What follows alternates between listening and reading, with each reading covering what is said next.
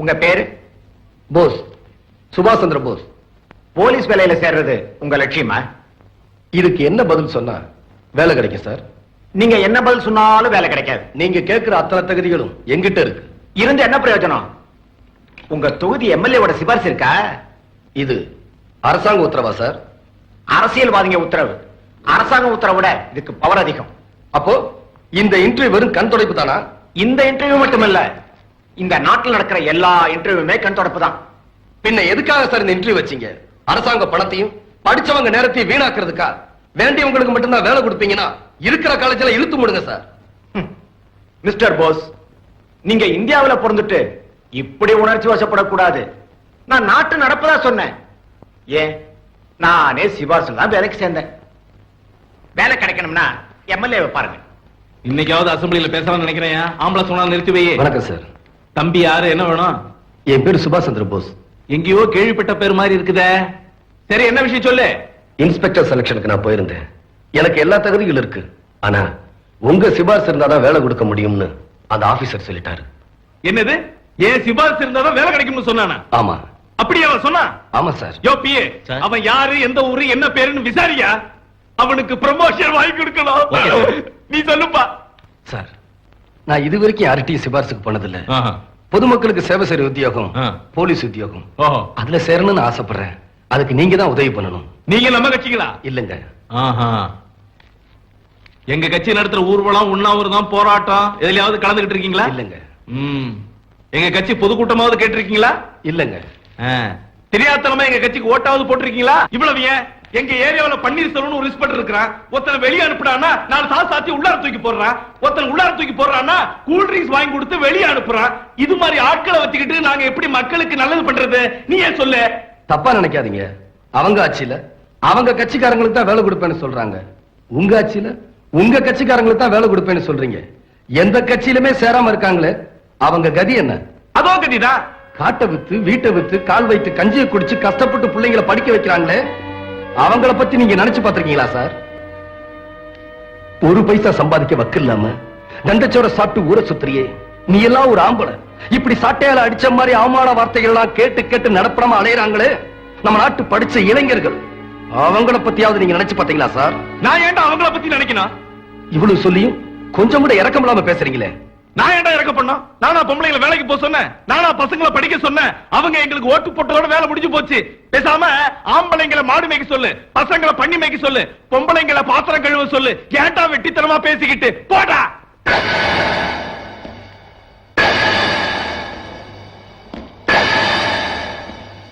ஓட்டு போட்ட ஜனங்களே கேவலமா பேசுறியா?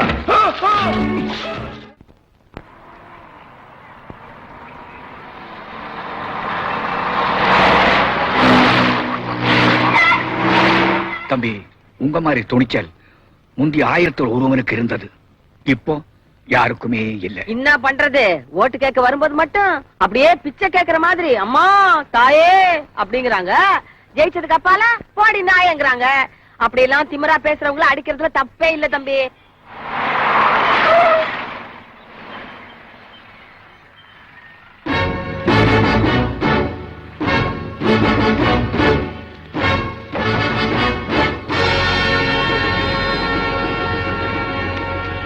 எம்எல்ஏவை நீதானே அடிச்ச? அடிக்கிறதா?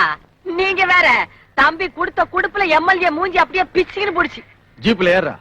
ஏண்டா மாதவா, இருடா.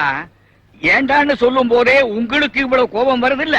அந்த எம்எல்ஏ எவ்வளவு திமிரா பேசினான், தம்பிக்கு கோபம் வராது? எம்எல்ஏ கம்ப்ளைண்ட் கொடுத்திருக்காரு, ஜீப்ல ஏறு. எம்எல்ஏ கம்ப்ளைண்ட் கொடுத்ததும் உடனே எகிரி குதிக்கிறியே. ஏழைங்க கம்ப்ளைண்ட் கொடுத்தா இவ்வளவு வேகமா ஆக்ஷன் எடுப்பீங்களா?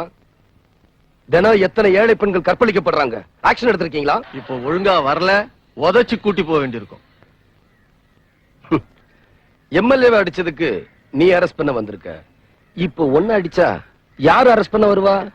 ஐஜியா? எடு. பொதுமக்கள் கேள்வி கேட்டா பொறுமையா பதில் சொல்றவன் தான் போலீஸ்காரன். சட்டத்தை நீ மதிக்கிறே இல்லையோ, நான் மதிக்கிறேன். வா போகலாம். தம்பி, நீங்களா எங்கேயே இருங்க, இவங்க என்ன பண்றாங்கன்னு பாத்துட்டு வரேன். ஆமா சார், அவனை இங்கதான் வச்சிருக்கோம். லோக்கல் இன்ஸ்பெக்டர் பெத்த பெருமாள் இங்கேயே வர சொல்லி கேஸ் ஃபைல் பண்ண சொல்லிருக்கேன்.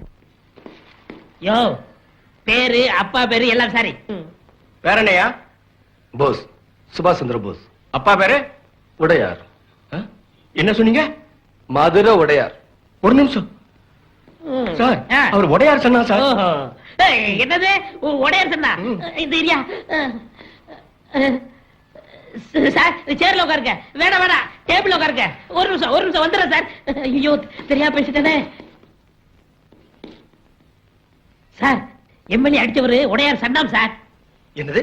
எம்எல்ஏ அடிச்சது உடையார் பையனா? கொஞ்சம் வெயிட் பண்ணுங்க, நான் சீஃப் மினிஸ்டர் கேட்டு சொல்றேன். அறிவிருக்க உனக்கு உடையார் பையன் தெரிஞ்சதும் உடனே அனுப்பி வைக்க வேணா? எவன் கம்ப்ளைண்ட் கொடுத்தா என்னையா? உடனே அனுப்பி வை. தள்ளிய சார், நீங்க போலாம் சார். எங்க? உங்க வீட்டுக்கு போங்க, இல்ல உங்க காலேஜ் போங்க, இல்ல உங்க தியேட்டருக்கு போங்க, இல்ல உங்க பேட்டரிக்கு போங்க. நீங்க நினைச்சா சிட்டிக்குள்ள எங்க வேணாலும் போலாம் சார். நீங்க உடையார் சன் சார். இன்ஸ்பெக்டர், நான் எம்எல்ஏ அடிச்சது தப்பு இல்லைன்னு சொல்லி வெளியே அனுப்புங்க, போறேன். நான் எம்எல்ஏ அடிச்சது நியாயம்னு சொல்லி வெளியே அனுப்புங்க, போறேன். ஆனா உடையார் மகங்கிறதுனால அனுப்புனா நான் போக மாட்டேன். உடையார் சன் இப்படிலாம் பேசக்கூடாது சார். தயவு செய்து போங்க சார். ஏயா இன்ஸ்பெக்டர்? ஏண்டா இன்ஸ்பெக்டர் கூட நீங்க சொல்லலாம். ஏண்டா நீங்க உடையார் சன் சார். உடையார் மகன்னா என்ன வேணும்னாலும் தப்பு பண்ணலாம், நீங்க ஆக்ஷன் எடுக்க மாட்டீங்க. அரசியல்லயே அரசாங்கத்திலேயே செல்வாக்குள்ள ஒரு புள்ளனா யார வேணும்னாலும் அடிக்கலாம், நீங்க ஆக்ஷன் எடுக்க மாட்டீங்க. கோடீஸ்வரன் புள்ளனா கொலை கூட பண்ணலாம், நீங்க ஆக்ஷன் எடுக்க மாட்டீங்க. நோ, நான் அடிச்சதா எம்எல்ஏ கம்ப்ளைண்ட் கொடுத்திருக்காரு. நீங்க ஆக்ஷன் எடுங்க, நான் பேச வேண்டிய இடத்துல பேசிக்கிறேன். சார், சொன்னா கேளுங்க சார், என் வேலை போயிடும் சார். சார் வணக்கம் இன்ஸ்பெக்டர். வாங்க எம்எல்ஏ சார், உங்களுக்கு தான் போன் பண்ணலாம் இருந்தேன், நீங்க வந்துட்டீங்க. என் தொகுதியை தவிர மத்த எல்லா இடங்களுக்கும் நான் அடிக்கடி போயிட்டு வருவேன். உங்க தொகுதிக்கு போகாது உங்க உரிமை, பிரச்சனை அது இல்ல. தம்பி உங்களை அடிச்சதா கம்ப்ளைண்ட் கொடுத்துக்கலாமே. தம்பி யாரு? நான் பார்த்ததே இல்லையே. அப்ப தம்பி அடிச்சோம்னு சொன்னது? நான் பார்க்கவே இல்லைங்கிறப்ப எப்படி அடிக்கிறது? அப்ப ஏன் முகம் பண்ணு மாதிரி ஊதி இருக்கு? எங்க ஏரியாவுல கொசு அதிகம், எல்லாமே எதிர்கட்சி கொசுங்க. அதான் என்ன இந்த கடி கடிச்சிருச்சு. சார், எம்எல்ஏ சொல்லிட்டாரு, நீங்க போயிட்டு வாங்க சார். ஆமா, தம்பி யாரு? உங்க உடையார் பையன். உடையார் பையனா? வணக்கம் தம்பி, வணக்கம் தம்பி. நானும் அப்பாவும் ரொம்ப நண்பர்கள். தம்பி, என் கார்ல வீட்டுல போய் இறங்கிங்க. டேய், தம்பி விட்டு வீட்டுல இறங்கிட்டு வாடா. வாங்கண்ணே போலாம். தம்பி என்ன ஒரு டைப்பா போகுது? பையனை விடுங்க சார், நீங்க நல்லாவே கட்சி மாறுறீங்க. போன ஜென்மத்துல என்னவா இருந்தீங்க?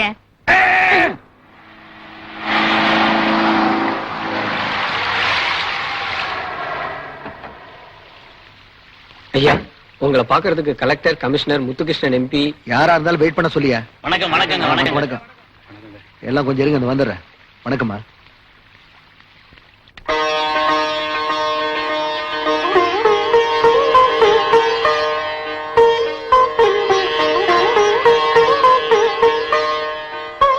ஏமா, நான் இப்ப என்ன பண்ணிட்டேன்னு இப்படி சுத்தி போடுறேன்? உனக்கு ஒண்ணும் தெரியாது, நீ சும்மா இரு. அண்ணே, இன்னைக்கு நீ என்ன சொன்னாலும் அம்மா கேட்கவே மாட்டாங்க. நீ எம்எல்ஏ அடிச்சதுக்காக 1000 பேருக்கு அன்னதானம் பண்ண போறாங்களா? நிஜமாவா? சும்மாவே அடிச்சா? அம்மாவும் பொண்ணு சேர்ந்து இப்படி வேப்பல் அடிச்சீங்கன்னா ஒருத்தர விடாம அடிப்பா. உடையார் பையன் எம்எல்ஏ அடிச்சிட்டான்னு ஊரே பேசுது. பெருமையா தானே பேசுது, நல்லா பேசட்டுமே. அதுக்காக சந்தோஷப்படுறத விட்டுட்டு ஏன்பா இப்படி கோவப்படுறீங்க? நீ 1000 தான் சொல்லுமா, இவன் எம்எல்ஏ வீட்டுக்கு போய் அவன் அடிச்சது தப்பு. அப்படி அடிக்கணும்னு என்கிட்ட சொல்லி இருந்தா அவனை நம்ம வீட்டுக்கு வர சொல்லி இப்ப இங்க வச்சு அடிச்சிருக்கலாம்ல. நீ அடிச்சதுல எனக்கு கோவம் இல்லடா. திமிரா பேசுறவன் எந்த கொம்பனா இருந்தாலும் அடிக்கிறதா நியாயம். ஆனா உன் போக்கு தான் எனக்கு பிடிக்கல. ஏண்டி, நமக்கு எத்தனை பிசினஸ் இருக்கு, எத்தனை ஃபேக்டரி இருக்கு, எத்தனை ஆயிரம் பேர் நம்மகிட்ட வேலை செய்யறாங்க. மாசம் பிறந்தா கோடிக்கணக்கில் நான் சம்பளம் கொடுக்கறேன். கேவலம் 2000 ரூபாய் சம்பளத்துக்கு போலீஸ் வேலைக்கு போறானா? எப்பா, வக்கத்தவனுக்கு வாதியார் வேலை, போக்கத்தவனுக்கு போலீஸ் வேலை. தப்புப்பா, ரொம்ப பேர் புரியாம பேசுறாங்க. வாக்க கத்து கொடுக்கிறது வாத்தியார் வேலை, போக்க கத்து கொடுக்கிறது போலீஸ் வேலை. இந்த வேலைக்கு போறதுனால எந்த தப்பும் இல்ல. ஒண்ணுக்கு வழி இல்லாதவன் போவா, உடையார் பையன் எதுக்குடா போகணும்? அப்பா, உங்களுக்கு இருக்கிற 10 ஃபேக்டரிய 11 ஃபேக்டரியா மாத்துறது என் லட்சியம் இல்ல. சொந்த கால்ல நிக்கணும், சுயமா சம்பாதிக்கணும். பெத்தவங்க தேவையில வாழ்ற பிள்ளையா இருக்க நான் விரும்பல. இத்தனை வருஷமா பெத்தவங்க தயவுல தான் சோறு தின்ன, பெத்தவங்க தயவுல தான் படிச்சு பட்டம் வாங்கின. அது பெத்தவங்க பிள்ளைக்கு செய்ய வேண்டிய கடமை. பெத்தவங்களுக்கு பிள்ளை செய்ய வேண்டிய கடமையே இல்லையாடா? இருக்குப்பா, பெத்தவங்களுக்கு பேர் வாங்கி கொடுக்கிறது, அதை நிச்சயம் நான் செய்வேன்.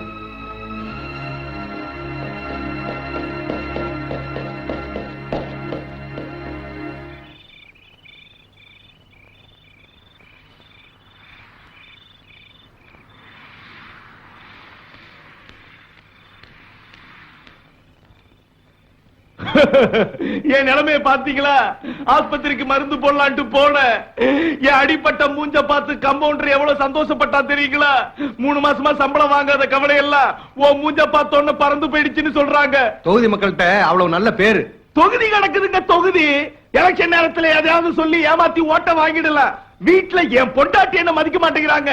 அந்த ஊர் எம்எல்ஏ பாரு தாசில்தார ஓட ஓட விரட்டுறான். இந்த ஊர் எம்எல்ஏ பாரு இன்ஜினியரை எட்டி உதைக்கிறான். பொம்பளை எம்எல்ஏ பாரு போலீஸே மிரட்டுறா. நீ என்னடா அடி வாங்கிட்டு வந்து நிக்கிறியேன்னு காரி துப்பிட்டா. இவ்வளவு வருத்தப்படுற ஆளு பின்ன ஏன் போலீஸ் ஸ்டேஷன்ல போய் அடிக்கலன்னு சொன்னேன்? சீஃப் மினிஸ்டர் தான் போன் பண்ணி அப்படி சொல்ல சொன்னாரு. அவர் அடிச்சிருந்தா அப்படி சொல்லுவாரா? கேட்டுக்க வேண்டியதானே? கேட்டிருக்கலாம். வெத்து பேப்பர்ல என்னட்ட கையெழுத்து வாங்கி வச்சிருக்காரு. எம்எல்ஏ பதவியை ராஜினாமா பண்ணிட்டேன்னு அதுல எழுதி சபாநாயகருக்கு அனுப்பிச்சிட்டாருன்னா என் பதவி இல்ல போயிடும். அவமானப்பட்டாலும் பரவாயில்ல, பதவியில் இருக்கணுங்கிற. இப்ப எல்லாருமே அப்படித்தானே இருக்காங்க. சரி சரி, இப்ப என்ன பண்ணணும்னு சொல்லு. இன்னைக்கு என்ன அடிச்சா நாளைக்கு இவர் அடிப்பான் அவர் அடிப்பான், ஏன் உங்களையே அடிப்பான். இதோ பாருங்க, நீங்க தான் அடுத்த முதலமைச்சர் நாங்க நம்பிக்கிட்டு இருக்கிறோம். நீங்க ஆக்ஷன் எடுக்கல நிலைமை ரொம்ப அசிங்கமாயிடும். அடிக்கிறதுக்கு நிறைய பேர் கிளம்பிடுவானுங்க. யோ, என்ன நம்பி இருக்கிற எந்த எம்எல்ஏவும் நான் கைவிட மாட்டேன். அவ்வளவுதான் காட்ட முடியும், அதுக்கு மேல காட்ட முடியாது. மத்த கம்பெனிகள் காட்டலாம், ஆனா எங்க கம்பெனி காட்டாது.